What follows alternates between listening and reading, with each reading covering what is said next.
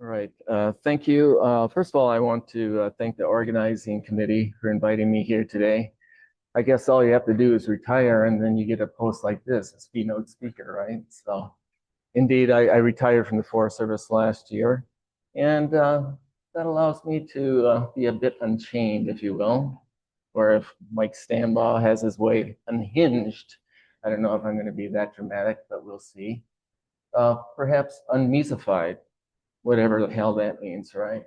So anyway, this is going to be a fun talk today. My objectives basically are in the title here. We'll talk about Native Americans, the first peopling of the Americas, the tremendous impact they had on the fauna and flora of the Americas. We'll talk about historic disturbance regimes spanning 20,000 years or so and the dramatic changes that happened therein.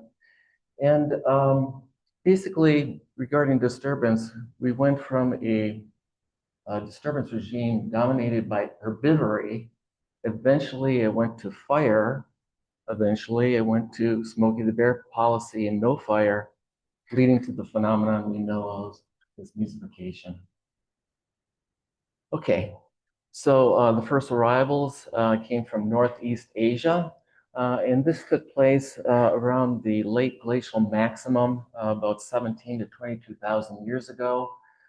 There was so much water that was incorporated into the ginormous ice sheets that sea levels were reduced by about 125 meters. Imagine that. Because of this reduction of ocean water level, this area was linked from Alaska to Siberia, known as Thuringia. And it's across this land bridge by which Native Americans came to be. They came from Northeastern Asia.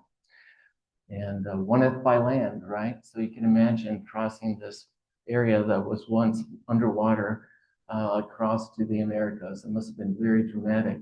The individuals that did walk across this area and entered Alaska basically found themselves in a cul-de-sac because the eastern ends of Alaska was surrounded by, again, these giant ice sheets, and to the south by tremendous mountain ranges, particularly the Alaska Range. So 1/5 by land, 2/5 by sea, right? So another route that they probably took as well is the sea route. Surely by this time period, people in Northeast Asia had the technology to build boats and form canoes and kayaks. Those they went around the Bering Land Bridge itself to the south, through the Aleutian Islands, down the Achaik Peninsula, and they could continue their route south, which they probably did.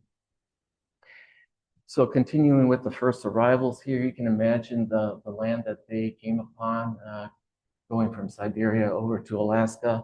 It was a very cold place. Remember, this is during the glacial maximum, and it was probably quite brutal at times, as you can imagine. The picture on the lower left and the upper right probably are scenes that the first Native Americans saw in their new world. This was high latitude grassland, basically underlain by permafrost, tundra mixed in, glaciers and high mountains in this particular area, but a very dramatic landscape, very, very cold. Okay, some of the key things that Native, or I should say people, brought over from the old world to the new that changed profoundly our American landscape. One was implements, of course, and particularly hunting weapons. The second was dogs. They used dogs to haul equipment, material, meat from kill sites back to campsites. They were used for security around campsites, of course, and villages. They were used to drive game. And lastly, they made good bed warmers, right? Particularly in this cold environment. And lastly, of course, fire, the ability to build fire, initiate fire, and burn surrounding landscapes. This is one thing that really distinguishes Homo sapiens from any other animal. When you think about communication, surely there's other animals that can communicate, right? We have whales and orcas and porpoises and whatnot that can communicate, abundance of animals that can do so. There's animals that can use tools, chimpanzees digging out ants from logs using sticks and straws, otters that can break clams using rocks. But fire is truly something that only Homo sapiens can do in the world, in the animal world. Now, over the ages, there's been numerous pathways that have been purported in the population of the Americas. One thing that's starting to stand out is that populations south of these giant ice sheets took place earlier than what we suspected, anywhere from 4.6 to 17.5 thousand years ago. And a matter of fact, there's more and more information and data being collected now that's even pushing this time factor back.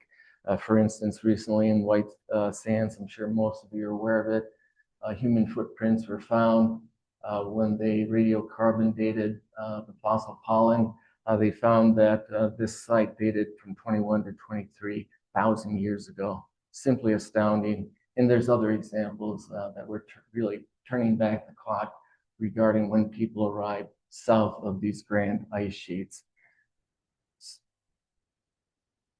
So with that said, oftentimes you hear about this corridor that was opened up between the two large ice sheets, the Laurentide and the Cordillerian. But this is much too late to explain the peopling of these areas in central United States of America now. So we really think that they used the coastal route to get and circumvent these ice sheets to get to what is Central America today. And this is just a quick snap of Southeast Alaska. All the areas in tan basically were under ice many years ago, 17 to 22,000 years ago. But again, remember, sea levels were all 125 meters lower than they are now, exposing these areas of refugia by which these people who had watercraft could continue down along the coastline, camp out, hang out, eat clams, fish, land mammals that were existing on these areas. Basically, these are just continental shelves that have been exposed because of a drop of water. So surely there was a way of making it down around the ice sheets. And that explains this early populations of human beings south of the giant ice sheets.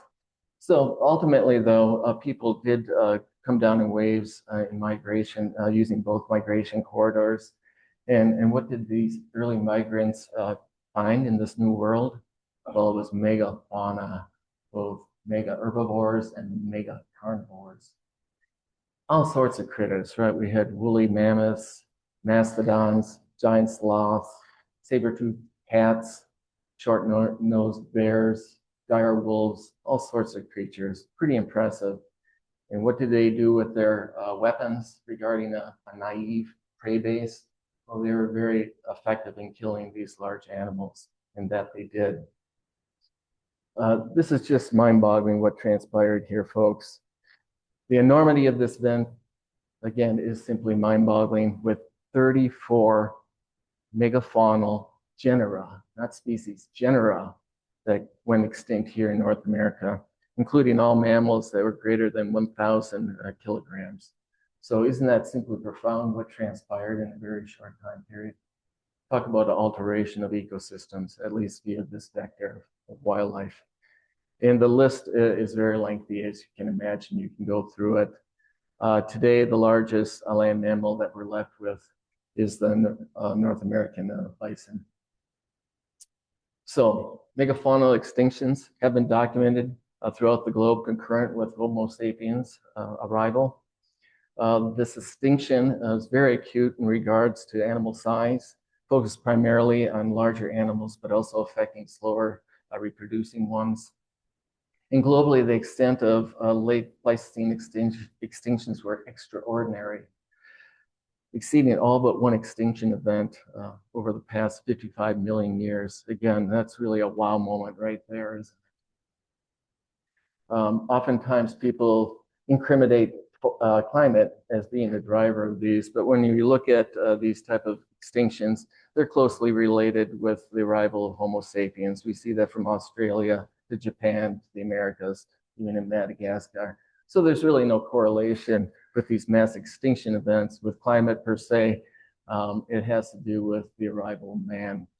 Sometimes it's kind of funny with the Americas, the final extinction took place roughly 13,000 years ago. And by happenstance, that was when Younger Dryas, the cooling event, took place during that time. It spanned about 1,000 years. This is after initial warming, mind you.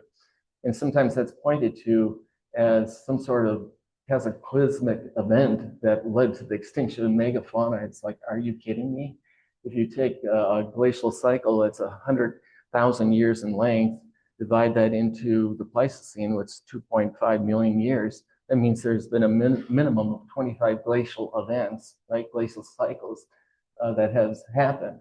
Why did megafauna survive all those and not this one? I think it's pretty obvious what happened. Okay, there's some great research out there by Gill and Company.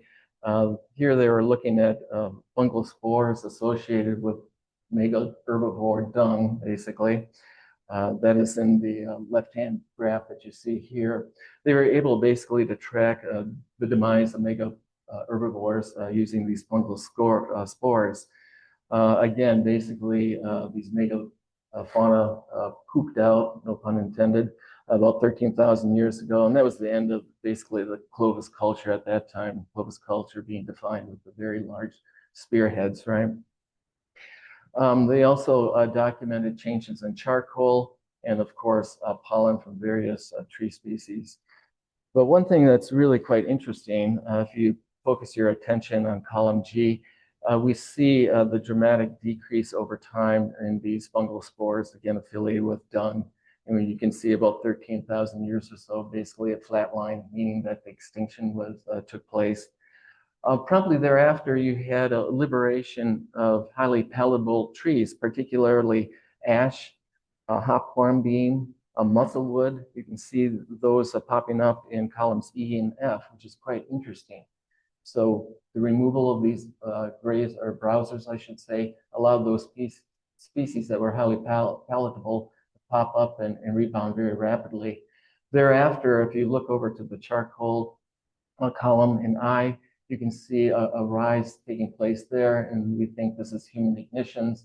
The fact that they had an open environment, they wanted to keep it that way, basically to maintain the mesofauna on the landscape for food, of course. And one last thing that's quite interesting, if you look from the charcoal column I over to the C column, which represents oak, look at the beautiful correlation there between fire and the increase of oak. So a profound shift from an herbivore to a fire-based ecosystem took place across America. And three of the main things here is, first of all, we had a decline of herbivore-dependent acronistic trees. These are trees that produce pods and fruits that would attract mega herbivores. They would eat them. Their digestive tracts would break down hard seed coats. And of course, they would disperse those seeds across the landscape through defecation. There's that liberation of highly palatable trees, ashes, hornbeam, and elm. We saw that in the graphics. And lastly, the promotion of fire-adapted plants, particularly oak and pine.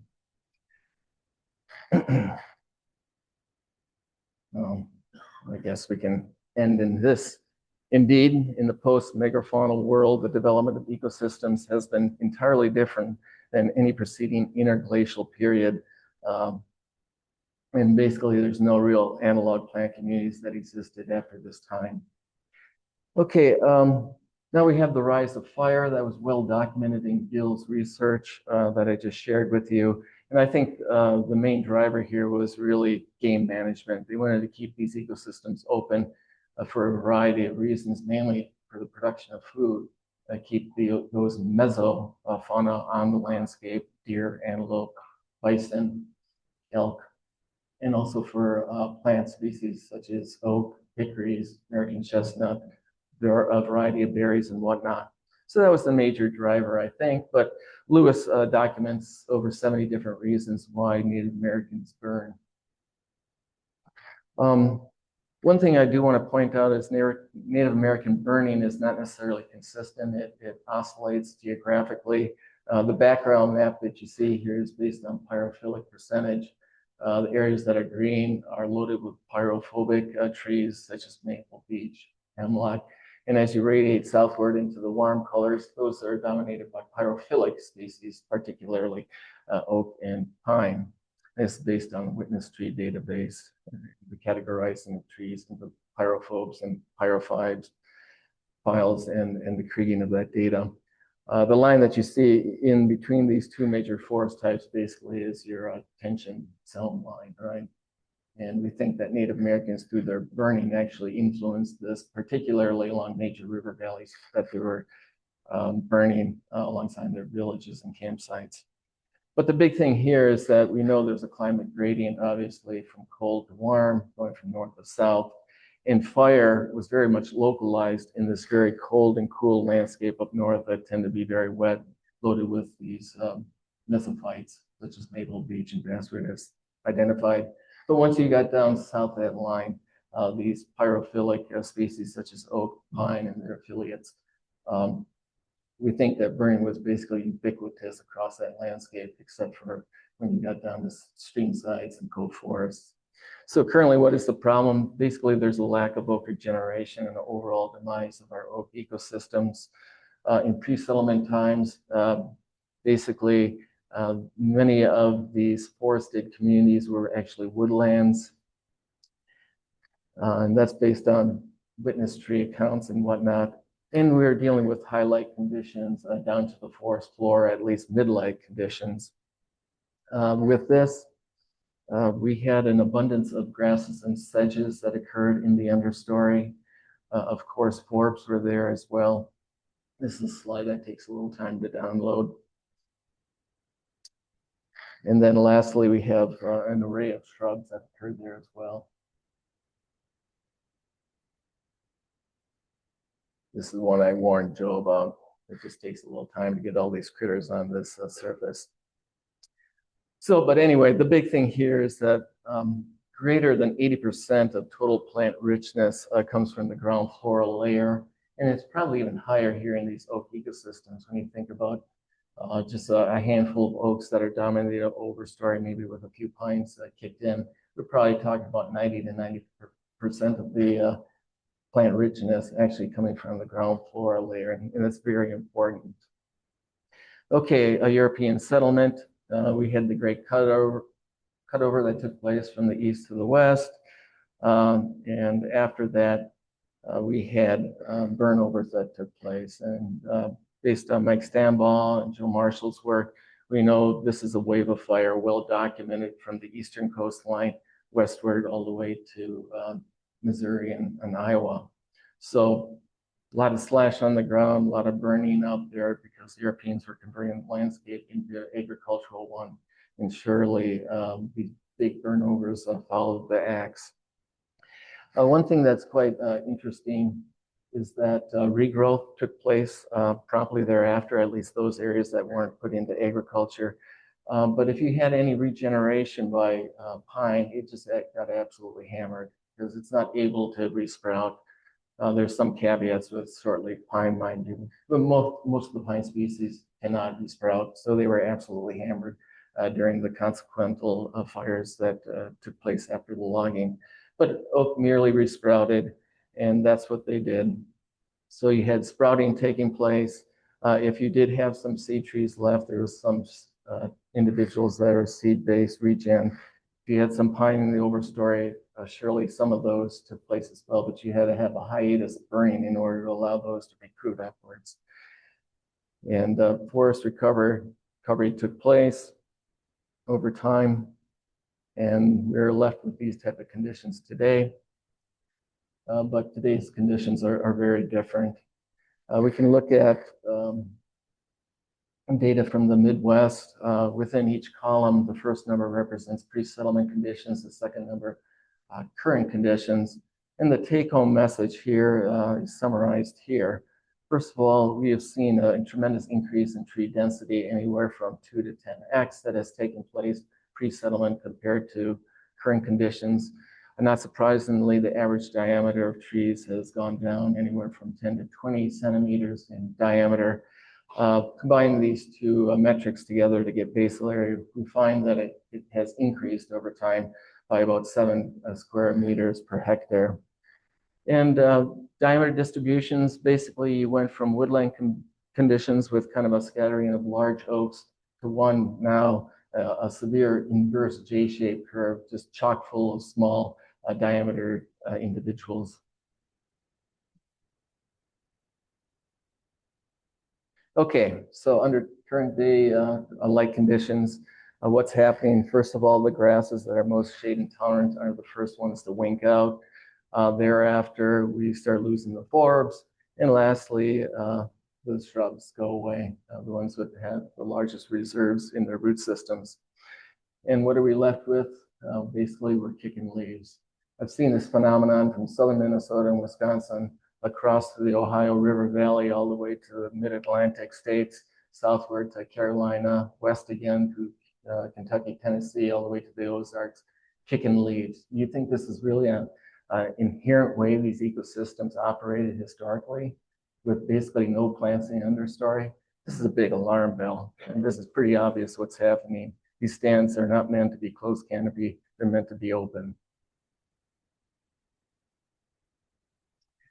And under today's conditions, we have shade intolerant oaks and pines. Obviously, they cease regenerating. Whereas shade tolerant competitors, such as maples and beeches, regenerate prolifically. And most of you are very aware of this, of course. And not only do they regenerate, but they successfully recruit. And this, my friends, leads us to the phenomenon we know as mesophication. So what's driving mesophication? Some say it's climate change, others say it's oak overbrowsing, fire suppression, of course, is in there. Even the poor passenger pigeon has been implicated in this. But when you think about what's truly driving this, or what was the initial driver, there's only one that really explains this phenomenon that took place in the eastern United States, and that's fire suppression. Basically, it checks all the boxes regarding the lack of oak regeneration. This simple finding runs counter to Western science teaching of ecology. We're supposed to be ecologists. We're supposed to consider every conceivable factor to explain what's going on. But really, when it comes down to it, it's fire suppression that initiated this. We like to oftentimes think in terms of multi-regression programs. We plug all these factors in to explain things. And of course, it generates an equation with factors A, B, C, and D. But really the driver here, at least what initiated things, was fire suppression. The other factors are coming into play from time to time, mind you, but this is what initiated it. And this kind of invokes something kind of neat, the Occam's razor, or perhaps some of you have seen this. And basically it states that explanations are not to be multiplied beyond necessity, or in layman's terms, my terms, the simple explanation is usually the correct one with the fewest assumptions. Occam is a 14th century monk, for those that get into history. Okay, what has happened in the eastern United States regarding area burned? These are states from, draw a line from western Minnesota down to Louisiana, all states to the east. We see back in the 1920s and 30s, about 10 million hectares are basically burning annually. We see this severe drop that's taking place in the 1940s. We think this is the post-World War II deployment of men and material that sit there and fight fires, and they were very efficient at it. And basically it flatlines from 1950 thereafter. So we've been very successful in carrying out the Smokey Bear campaign, haven't we? There's a reciprocal relationship between fire importance and mesophication. When you think about pre-settlement conditions or those of the 1800s when the land was still being actively burned, again, we're dealing with oak and oak pine woodlands, plenty of sunlight penetrating down to the forest floor, allowing this really super rich and biodiverse understory to exist of grasses, forbs, and shrubs. By the mid-1900s, we see that fire suppression is kicking in. We saw that with the past slide. We have canopy closure taking place now and increased shading. And if you look in the understory, those little guys, that's our mesophytes. They're starting to pop at this time, regenerating and recruiting. Dramatic increase of these shade-tolerant mesophytes going into the early 2000s, where we are today. And now what we see is decreased flammability due to these wet mesophytic layer in these very cool, humid and shaded microclimates that have set up in the understory. So it's very interesting, again, this reciprocal relationship regarding the importance of fire historically and the mesophication that we're seeing today. Ecophysiology lesson here. Oak is a fire and drought tolerant genus that possesses various adaptations. One is thick bark, and we think this is for fire protection. It's a very able compartmentalizer, so if it is injured by fire, it has the capability of changing its wood chemistry to minimize that injury, and it's also very rot resistant, so it can maintain its tensile strength even if the bole is injured by fire. Very aggressive sprouter, we know that, and we think this in part is a fire-based reproductive strategy. Very opportunistic, responds favorably to each and all disturbances. And fuel characteristic, we think that it actually produces fuels that promote fire. If we look at coarse woody debris decay rates between oak, hickory, and mesophytes, what we find is that oak and hickory decay very slowly compared to these mesophytes, right? So historically, you can have actually a stockpiling of fuels consequently in oak and hickory stands versus northern hardwoods or mixed mesophytic forest types. The same holds regarding leaf differences between these two, oak hickory versus these mesophytes. Oaks produce leaves that are thick, they're rigid, they tend to repel water when they fall to the forest floor, they tend to curl upon themselves when they fall to the forest floor, and they make for a very well aerated dry fuel bed. Contrast that with mesophytes that produce leaves that are thin, they tend to be flaccid, they tend to hold moisture when they fall to the forest floor. They tend to plaster themselves on the forest floor, making for a wet, poorly aerated fuel bed.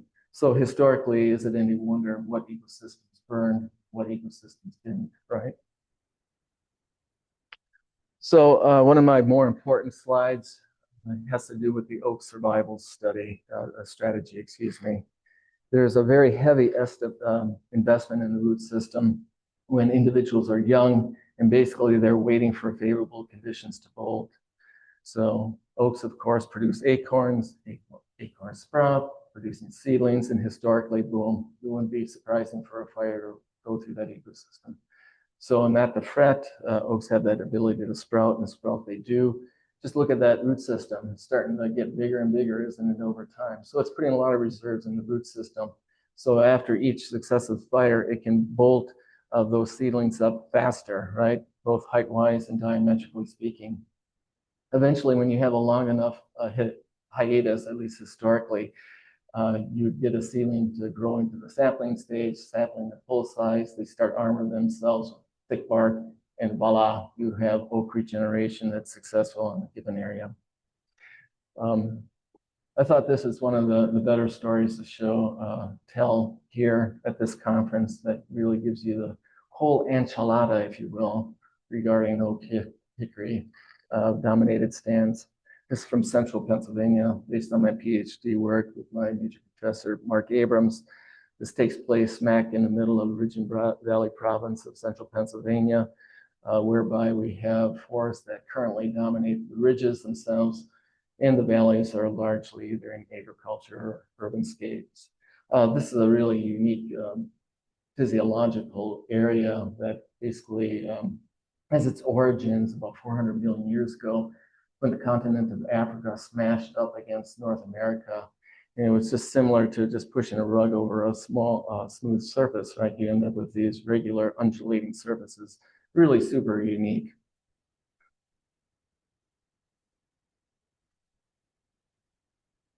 Okay, based on witness trees, we know that the ridges themselves are dominated by oak, pine, and chestnut, and valley floors by oak, pine, hickory.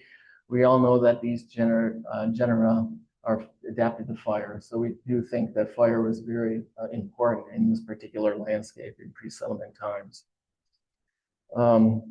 This portion of Pennsylvania had European settlement basically starting in the mid-1700s, surely the later 1700s, they were setting up shop.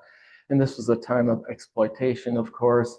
The first tree basically to go were the pines that were intermixed with the oaks, so eastern white pine. sought after timber species, easily to be floated downstream to mills and processed, and basically built the great cities of the Midwest. Thereafter, iron was king in this particular area, as it was in many areas of the Midwest, Ohio River Valley, and portions of Virginia, West Virginia, and whatnot. And so they turned to the local resource for fuel. They would go and essentially clear cut areas, drag the wood itself and form pyramidal piles that were covered with soil. Holes were poked around the bottom periphery. A slow light would take place in an oxygen depleted environment, if you will. And this wood product would be reduced to charcoal. This was done by colliers out in the forest. After about 2 to 3 weeks, they would leave the piles cool by covering up the holes, dig the charcoal out, and transport it over to the local iron furnaces, again, for use of fuels. The hundreds of thousands of acres, if not millions, that undergone this process is truly tremendous throughout this area and very much underappreciated. So we're just dealing with many clear cuts, but they were all crossing one another as they were dragging their product to these hearths to reduce this product to charcoal, right? So just the effect of this was simply stupefying. This photo right here does a very good job capturing the type of landscape that took place here during this time period. And basically what they're dealing with after the initial cut was coppicing, right? And the rapidity by which this happened is pretty mind-boggling as well, in that every 20 to 25 years they're going through these stands and cutting them down for the production of charcoal. So that is really impressive what was going on here. And when you have humanity out in the field, of course, cutting with slash campfires, fire was part of this equation as well. So this period of exploitation, at least in this area, is truly stupendous based on initial cuts, removal of pine from this ecosystem, and this repeated cutting for the production of charcoal for the local iron furnaces.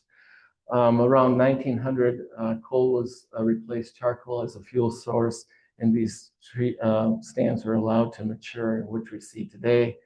Along the way, we had chestnut blight that knocked out that particular species. And it's really curious today, walking out in the woods, where you can find an iron furnace in the middle of a mature forest, right? Just thinking of humanity that was around these sites historically back in the 1700s and 1800s. Whole communities, villages were formed around these things. Activities such as iron ore, lime, charcoal coming into these places, and then, of course, pig iron as a product going out. So quite eerie, and we do see this quite often. Smokey Bear policy kicked into effect here, and Pennsylvania was actually fairly early. If we look at a single year in 1908, look, over 400,000 hectares burned. And again, that's a single year. Compare that with the last decade shown here in the 1980s, we're less than 4,000 acres burned. So this is the decrease, my friends, of fire of 100-fold. This is pretty incredible. Now, some can say that this year of 1908 was part of the wave of fire still. So you have to take that in consideration. But the ramifications here of stripping the environment of fire is pretty dramatic. And we're left with today these mature forests of oak and hickory in the overstory. Oftentimes, pine again has been eliminated from these stands, and understories chock full of mesophytes.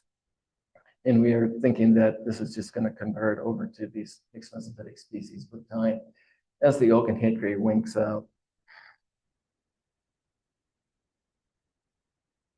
Okay, oak succession and habitat changes. If we think about pre-settlement times, these forests produce very large seeded seeds, do they not? So we have American chestnut, we have oaks producing acorns and hickory nuts. And kind of contrast where we're going today, you know, the small seed maples, black cherry, black gum, things like that. So this is going to have a tremendous impact on wildlife. And I know wildlife is near and dear to many of you. Disturbance-mediated accelerated succession, or simply what happens if stands are harvested in their current state. So what we have, again, oak overstory, mesophyte understory. You take the axe to them, and basically you're just releasing that understory. This is Forestry 101. We all know it, right? What you see is what you get. So that's not a really good way to manage our oak stances. And so what to do, we like to see both thinning treatments and prescribed burning taking place. So you thin the overstory, getting light to the understory, and then you want to burn these stands, hoping to remove the mixed mesophytic species and zoics. One fire just will not do, will it? Matter of fact, species such as red maple sprout very profusely after a burn. So what's really needed once these stands are open is you have to burn these stands repetitively. Eventually, you'll start girdling these mixed mesophytic seedling saplings in small poles. Wait for a good mast year, and voila, you have an oak stand that's regenerating successfully, hopefully. Okay, very quickly, prescribed burning is needed, but it's just not enough for restoration of pyrogenic ecosystems in and of itself.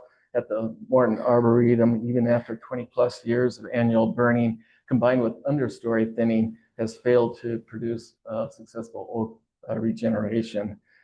Basically, only 2% of the seedlings were oak after all these treatments after 20 years, and not even 0.5% was saplings. And this also just demonstrates the fact that it's very difficult to push oaks out of the seedling level layer into the sapling level, and we refer to that as the oak sampling bottleneck. So you really need to get light down to the forest floor in order to get oak to regenerate and its affiliated associates. Success stories do exist. This one comes from the Mark Twain National Forest. Untreated stand on the left, a treated one on the right.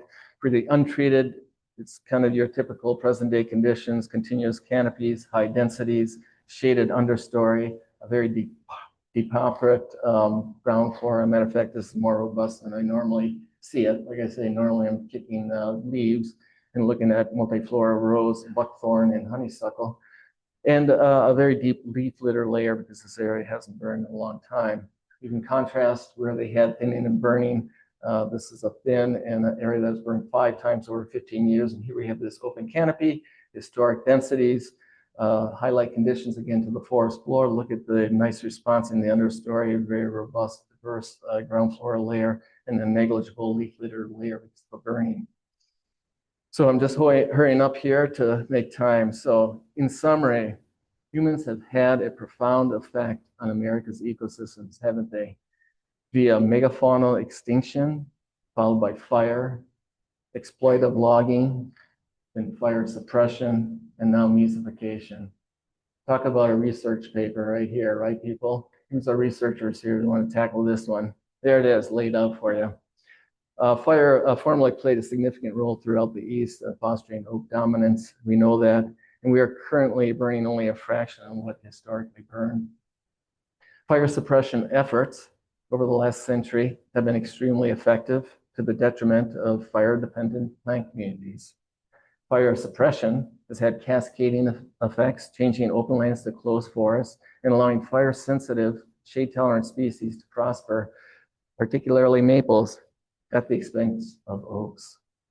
You need both prescribed burning and thinning in order to maintain oak communities. You can burn these stands, but it's going to take a heck of a long time for them to open up themselves to the point of getting sunshine down to the forest floor. So a two-punch system is needed. And barriers to prescribed burning are many, we know that, but opportunities for restoring our pyrophilic or pyrogenic ecosystems are rapidly waning. Okay, that's the end, people. I think it might be the end for a number of reasons. This probably represents my last professional presentation. I'm sure some of you are smiling and happy about that. So goodbye and farewell. Time to pass on the baton, or I should say drip torch, to all of you to keep the fires burning. So thank you for your attendance, and I hope we found this informative, educational, and perhaps thought-provoking. Thank you.